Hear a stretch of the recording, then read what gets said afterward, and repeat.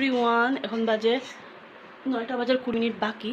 আর মামা যে ভাত খাচ্ছে, তো মামাকে রেডি করে দিয়েছি। ভাত খাওয়া হয়ে গেলে মুখটা ধুয়ে আর ক্রিম লাগিয়ে নেবে মামা। আর আজকের ব্লগটা এখান থেকে শুরু করছি। আজকে মামামের হলো এই স্কুলে ফার্স্ট ইউনিট টেস্ট, মামামের জন্য এই স্কুলে ফার্স্ট এক্সাম। আর আমার তো মামামের জানি না, মামামের টেনশন, আমার তো প্রচুর টেনশন হচ্ছে, জানি না কী করবে কী লিখবে, মানে সেইটা নিয়ে। তো জানি না, আশা করি ঠাকুরের কাছে। আর পুজোও দিয়ে দিয়েছি সকাল সকাল, কারণ যেহেতু পরে এসে না লেট হয়ে যাবে। আর ভেবেছি মামামকে একবারে নিয়েই চলে আসবো, আবার আমাকে আবার এদিক থেকে ব্যাংকেও যেতে হবে তার জন্য। তো ভিডিওটা দেখতে তখন স্কিপ করে। তো ভাবলাম স্কুলে যখন গিয়ে বসলাম সবার সাথে গল্প করছিলাম, তো ভাবলাম যে যাই টিউশন ফিস বলছি, একটা টিউশন ফিসই বলি আর কি, শিলং থেকে অভ্যেস হয়ে গেছে। স্কুলের ফিসটা দিয়ে আসলাম। এটা যেহেতু এখানে গ্রামীণ ব্যাংকে দিতে হয় আর কি, তো সেটা তো এনডি কলোনিতেই আছে।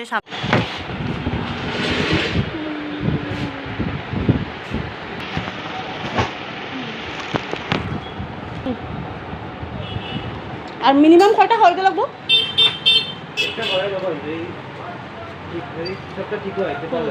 লাগবো না, এমনি কোনো অসুবিধা হইব না তো? মর্নিংয়ে গেলাম ওর সাথে, আর এখন আসলাম মামা। আবার আমি ব্যাংকেও গেলাম, আমি স্কুল ফিস জমা দিলাম। তারপরে কারণ আসা যাওয়া জল পড়ছে ফটাফট। এখন গিয়ে রান্না করবো, পুজো দেওয়া শেষ, সব কিছু শেষ, শুধু রান্না বান্না। লোহার যে কেক, এই বিস্কুটগুলো আমার খুব ভালো লাগে। মাম্মাম খায় না, বাদামি বিস্কুটও ভালো লাগে, খেতে চায় না শুধু। আর কেকটা খাবে অবশ্য। আর এই যে এখানে বিস্কুট দেখি খাবো, খুব খিদে লেগেছে। সকালবেলা মানে ভাত এতটা খেতে পারি না কি, মানে খেতেই পারি না, আমার খুব অসুবিধা হয়। ভাত যদি আমি খাই আমার খুব অসুবিধা হয়। তো খাও।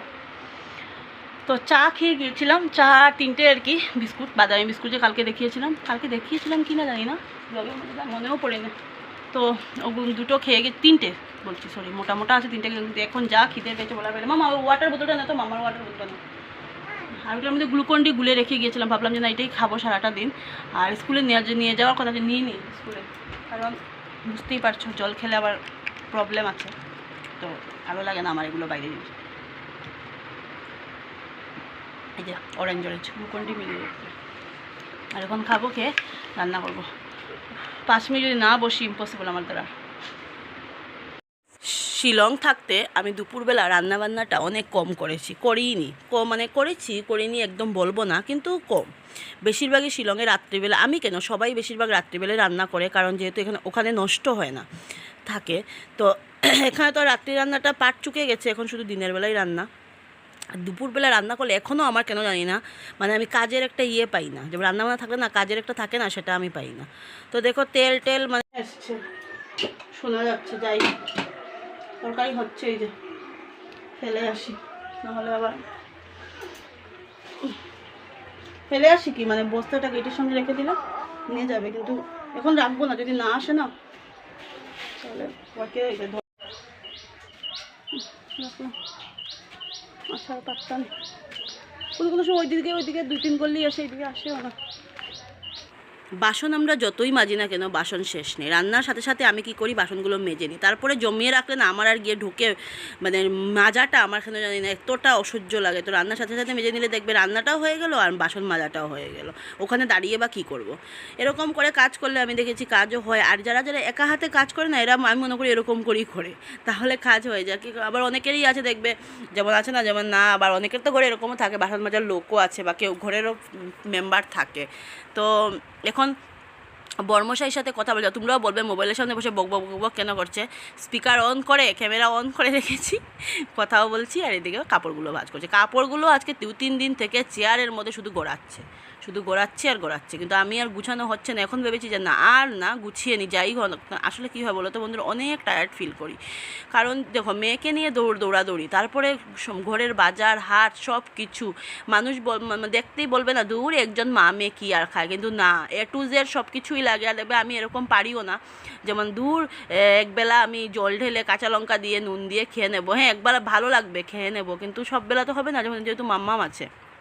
আর ওই যে একজন আছে বড়মশাই, উনি তো বেলায় বেলায় ফোন করে অমিত বলবে এটা কি বানিয়েছো, এটা কি রান্না করেছো, কি ইয়ে করেছো, সেই তো পিছনে যদি একজন এরকম থানার দারোগার মতো পুলিশের মতো থাকে তাহলে কোথা থেকে হবে।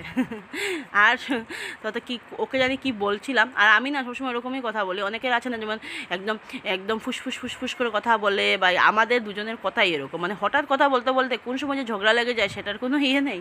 আবার কোন সময় ঝগড়া মানে শেষও হয়ে যায়, এক ফোনের মধ্যে ঝগড়া লেগেও যায়, আবার এক ফোনের মধ্যে ঝগড়া শেষও হয়ে যায়, এরকমই ঝগড়া বলি। তারপরে দেখো রান্নাবান্না আলু পটলের তরকারি আর সোয়াবিনের তরকারি, একে আলু পটলের তরকারিটা দিদি দিল, আর সোয়াবিন তরকারি। ম্যাডাম যাচ্ছেন টিউশনে, একটু শুলাম, কোথায় আর ঘুম, কোথায় আর কি, যা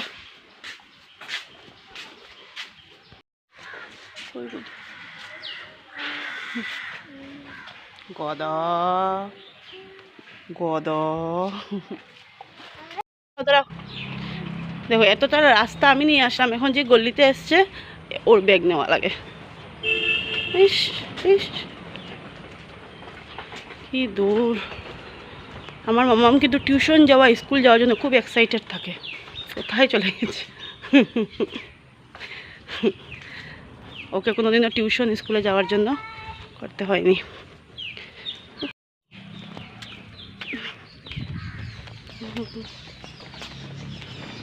কিরকম হাঁটতেছে কত,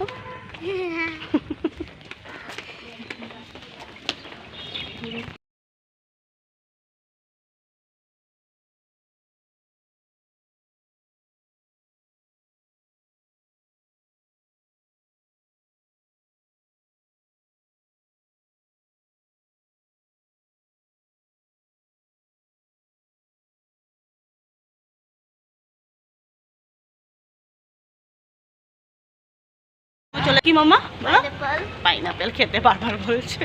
আর আমি নিয়েছি ফিশ, তার জন্য ঢুকলাম না, ওকে বললাম তুই গেটের সামনে চলে আয়, কারণ যেহেতু ওদের ঠাকুরঘর সামনে না ওরকম লাগে। চলো দিয়েছি, ভাবলাম ছোটো প্যাকেট যদি খায় তাহলে এখন থেকে বড় প্যাকেট নিয়ে আসবো। এটা খারাপ না, খাওয়াটা বেশ ভালো। আর ও শুধু একটা কর্নফ্লেক্স খেয়েছে না মাম্মা, অবশ্য ওর মনে নেই, খাবে কি করে। চা বানাইনি আজকে, চা দিদি বানিয়েছে আজকে, দিয়ে গেছে। এখন বাজে 7:25, চাটা খাওয়া কমপ্লিট করে সারাটা দিন মানে মাদের ঘরে একটু গিয়ে যে বসবো সেটার টাইম পাই না। বসে তো আছি মাদের ঘরেই, বাবার ঘরেই বসে আছি, কিন্তু যে মাদের সাথে যে গিয়ে গল্প করবো সেটার টাইম নেই, না আমার সময় আছে না আমার মার সময় আছে। তো দিদা এমনিতে তো কথা সবসময় হয়, আর সবসময় তবুও একটা আছে না সব যে একসাথে কথা বলবো সেটার সময় হয় না।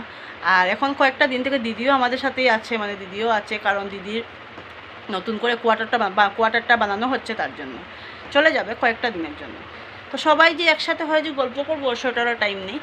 তো এখন একটু গল্প করলাম 1 আওয়ারের মতো করে, এখন আসলাম 7:25। তো মামাকে বলে তুই পড়তে বস, পড়ো রিভিশন দাও, ও রিভিশন দেবে, তারপর ওকে দৌড়িয়ে তারপর এদিকে তোমরা দেখতেই পেলে মাছ নিয়ে এসেছি। তার জন্য না আনতে ভালো লাগে না সত্যি, বাড়িতে মাছ আসলে না ওই রুই কাতলা বা এগুলো ছোটো মাছ ওগুলোই পাওয়া যায়। যেমন আজকে আমি নিয়ে এসেছি রূপচাঁদ আর কি, ভেটকি মাছ, রূপচাঁদও বলে অনেকে, আমরা তো বেশিরভাগ আমরা ভেটকিই বলি, আর এখানে আবার দেখুন সবাই রূপচাঁদ বলে, আবার আমার বাবার বাড়িতে কিন্তু এটাকে ভেটকিই বলে। সো নিয়ে আমার খুব ভালো লাগে এই মাছটা খেতে, আর নিয়ে এসেছি। তো ভাবলাম এটা রান্না করবো, মানে খেতে তো ইচ্ছে করে, কিন্তু ওই যে এখন ইচ্ছে করছে না গিয়ে রান্না করব।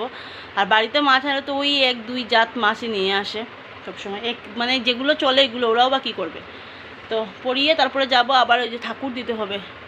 মানে সত্যি আজকাল এতটা ব্যস্ত হয়ে পড়েছি, মানে বলে বোঝানোর নেই। সব কিছু যেহেতু একলা তো ভালো, তাই না? তবুও সবাই আমরাও যাতে এখানে দেখো, আমার আজকে কি বলে এটাকে বিছানা টিও করিনি, তো তার জন্য এদিকে মানে যেটা নিচে পেতে ঘুমানো সেই বেড কভারটাই রয়েছে। সকালবেলা টাইমও পাইনি, আর আমি আর ঘুরাইনি। মানে ডান যে পাটার মধ্যে খুবই ব্যথা, পাটা ফোলা ছিল, সকাল থেকে ফোলা ছিল, জানি না কেন, আমার হাঁটার জন্যই হবে। এখন দেখলাম একটু কমলো, ভয় মানে সকাল থেকে ভয় পাচ্ছিলাম।